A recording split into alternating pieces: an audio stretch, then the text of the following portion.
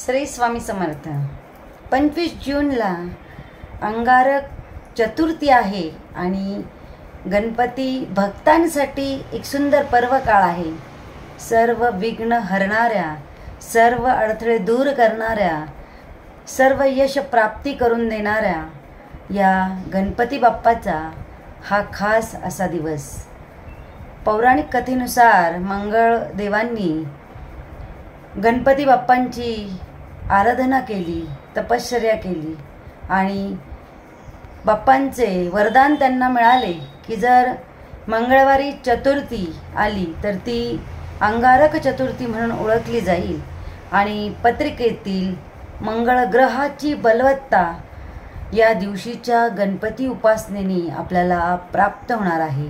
सकाळी उठावं, शुचिर्भूत व्हावं, गणपती बाप्पाची पूजा करावी, लाल फुले वाहावे, दुर्वा वाहावे, मनातून सर्व इच्छा सांगाव्या आणि गणपती बाप्पाला मनोभावे प्रार्थना करावी। शक्य असेल तर 21 वेळा अथर्वशीर्ष गणपती स्तोत्र तसेच दिवसभर गण गणपते नमः या मंत्राचा जप करावा। मंगळ ग्रहाची बलवत्ता प्राप्त होणार आहे, चंद्र बलवान होणार आहे आणि गणपती बाप्पा हा विघ्न हरणार आहे। असा हा छान दिवस।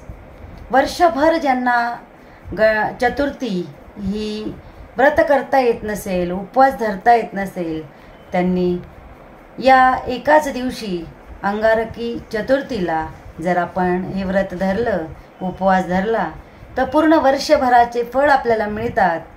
म्हणून आपण ही संधी सोडू नये। गणपतीला प्रसन्न करून घ्यावे, विधिवत पूजा करावी, कुंकू वाहावे, शेंदूर वाहावे, तसेच चंद्राची पूजा करावी। चंद्रोदय हा प्रत्येक शहरांचा वेगवेगळा आहे। 10:25 नाशिकचा चंद्रोदय आहे। त्यानंतर चंद्राचे दर्शन घ्यावे, चंद्राला अर्घ्य द्यावे आणि मगच आपल्या व्रताचे पारणे फेडावे। आपल्या शरीराला जसा जमेल, जसं झेपेल तसं व्रत धरावं। अगदी निरंकार राहून व्रत धरू नका। त्याचबरोबर आपण शमीपत्र वाहा। हा बाप्पा हा सर्व ऋणातून मुक्त करणारा आहे हे लक्षात घ्या आणि गणपती बाप्पाला आवडणारे मोदक, लाडू यांचा नैवेद्य दाखवा। तसेच गणपती मंदिरात दर्शनाला जा। दुर्वा, लाल फुलं वाहायला विसरू नका, नारळ वाहा आणि आपल्या मनातील इच्छा बाप्पाला सांगा। त्याचबरोबर आपल्या काही अडचणी असतील, ज्या वर्षानुवर्ष थकलेली कामं असतील, ते या दिवशी बाप्पाला प्रार्थना करा आणि ते पूर्ण होण्यासाठी बाप्पा तुम्हाला नक्कीच मदत करेल। शक्य असेल तर लाल फळं, लाल वस्तू, लाल धान्य, लाल मिठाई बाप्पाला अर्पण करा।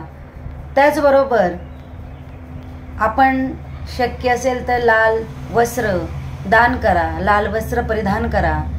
छोटे छोटे उपाय आहेत।